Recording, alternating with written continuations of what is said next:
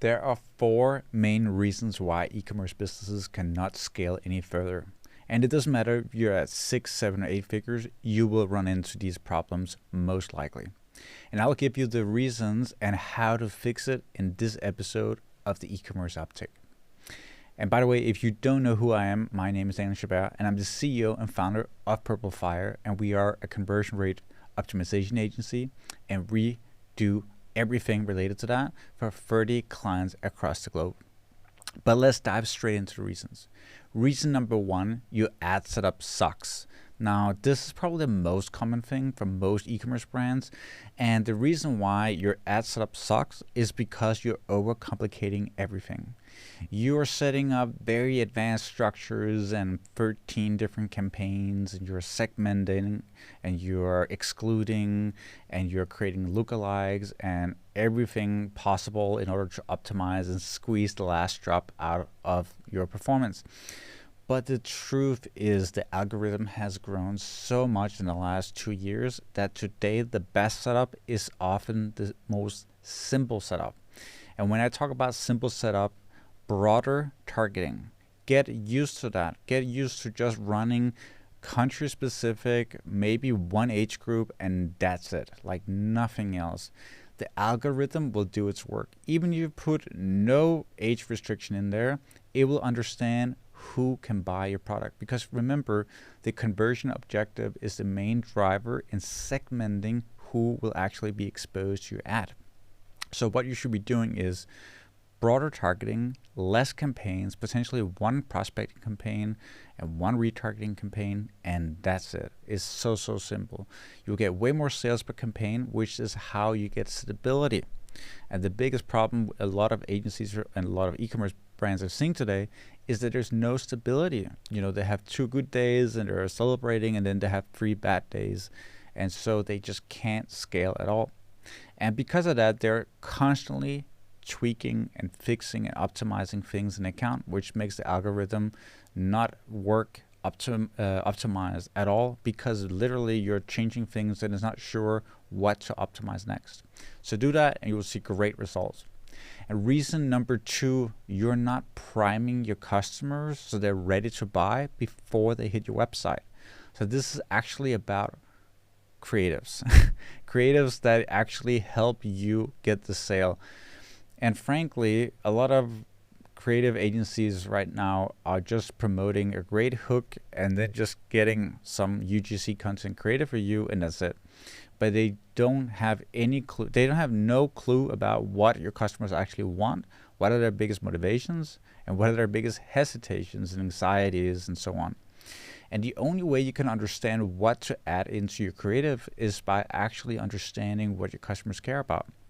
And you can overcome this by deploying a survey, and I talk about this all the time, on your website, and ask customers what is preventing you from buying this product today.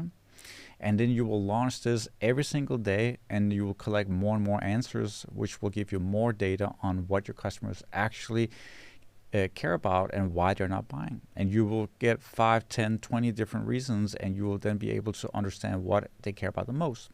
Now you take that information, you add it into your ad creative, and you address those things, and then people will be primed to buy.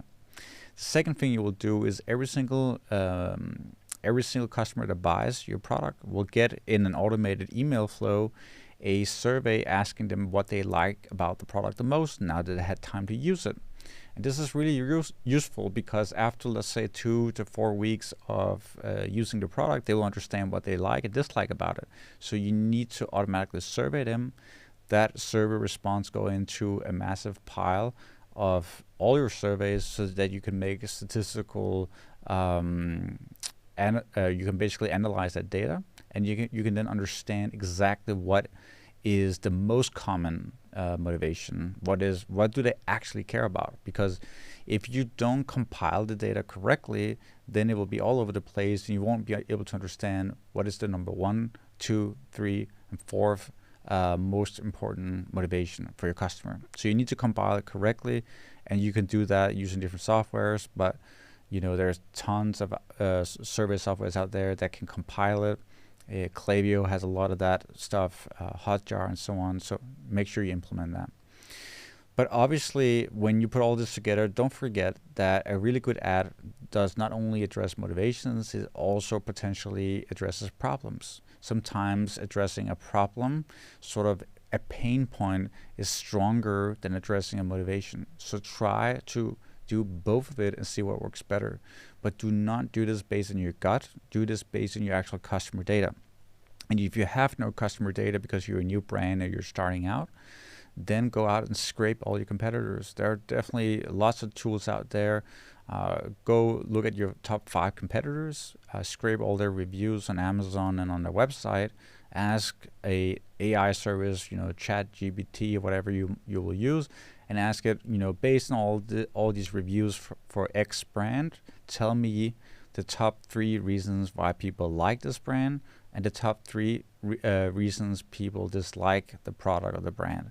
And when you do that, you will get an optimized list for each of your competitors, and you can use that as your base while you're collecting your own data. So this is a really, really high level tactic. We actually use that for our clients, but like literally no one is doing this. So if you're doing this, you're ahead of everyone, even 8-figure e-commerce businesses, because the truth is no one has time for this. Nobody understands the value of it, so no one is hiring someone to sit day in, day out and analyze this data and take actions based on that.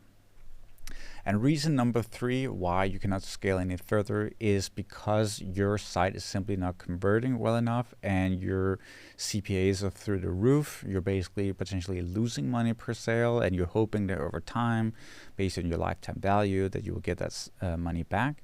But the truth is that you're draining money, or you're barely profiting from running your ads right now, and your CPAs are just too high. So the best thing you can do here is improve your conversion rate, and you have 5 to 15 seconds to convince someone that lands on your website to buy your product or want to buy your product. So you have to convince them in a few seconds. And we have seen the best sort of solution to this is stop sending traffic to your product pages, category pages, and home pages, and create landing pages. And you don't want to create maybe just one landing page. You might want to create 3, 5, or 10 landing pages, depending on how big your brand is. And the bigger the brand is, the more you want to niche out and understand exactly which cohort you're targeting, which avatar you're targeting. So you might have, 50 plus, and that's a segment on its own. You might have someone in a specific country.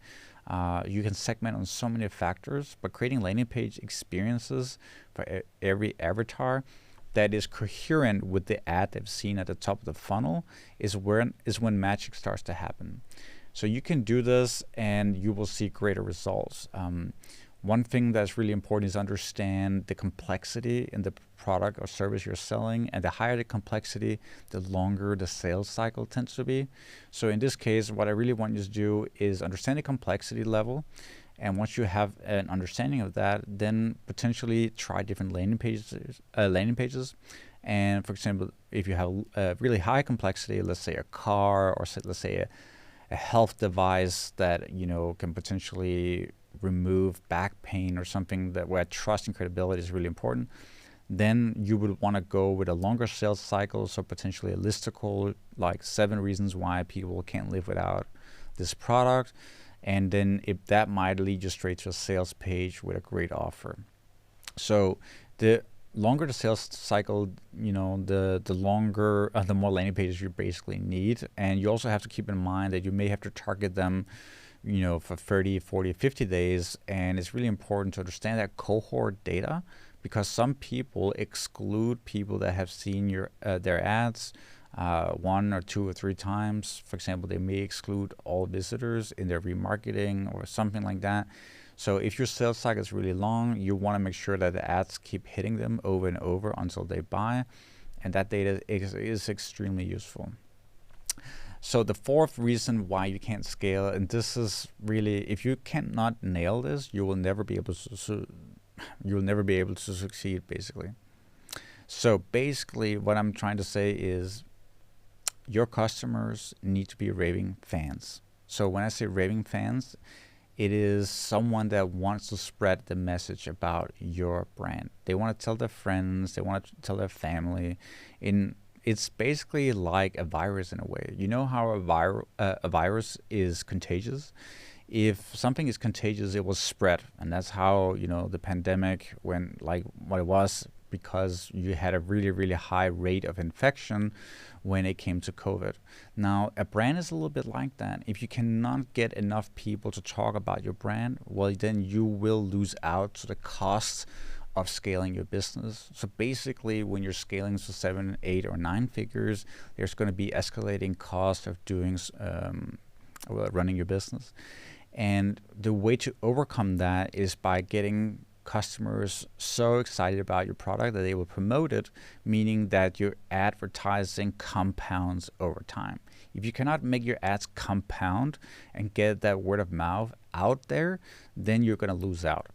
And just to give you a very, very, very specific example of how to fix this is you should start surveying your customers in a post-purchase flow, all automated, and you should ask them for their net promoter score, which is sort of a fancy term for how likely would you be to recommend our product or service to someone you know. And if you get an average rating, and you should survey every single person that buys your product, if you get an average rating under 7, basically you're not contagious enough, or you don't have enough word of mouth. And that means that the rising CPAs and ad costs and disruptions and algorithms will kill your brand over time. But you can fix that by making your customers raving fans. And it's easier said than done, because it's not easy to get that effect. It's not just, creating a beautiful product. You also have to make sure it works, durability, product features. There's so many things. Design, the customer experience, not customer service, customer experience, because customer service is reactive. It's something you do in order to make sure they're happy, after they talk to you, after they have an experience. Customer experience is when you're proactive and you go out and make sure that you write a handwritten card to them, you reach out proactively, you call them and ask them if they're happy with the product, you send them targeted personal emails, you do whatever you can to make them feel like they're cared for. Customers, they don't want to feel like they're a number, so you need to make sure to treat them well. And if you do this well enough, and you also have a certain flair, like a brand that people want to associate themselves with, a brand that people feel inspired to wear or to use or to showcase, then they'll become raving fans, and they will want to promote you no matter where they go. And that's the best way to scale a business. Get people to love you. So implement this net promoter score, which is just an easy survey asking people, how likely are you to tell us and recommend us to friends and family, right? And get that average rating, and get someone to report on this rating every single month. Make sure you're trending upwards. And if you're not trending upwards, create an action plan on what you can do to improve your business. And I just gave you tons of examples on how you can do that. So anyway, this was a longer episode. I hope this was useful for you. Those 4 reasons will really, really help your e-commerce business or whatever you're running, because they kind of are universal and you can apply them no matter what you work with. Anyway, hopefully this was good. Let me know if you find this episode useful, and I'll dive into more of this stuff. See you.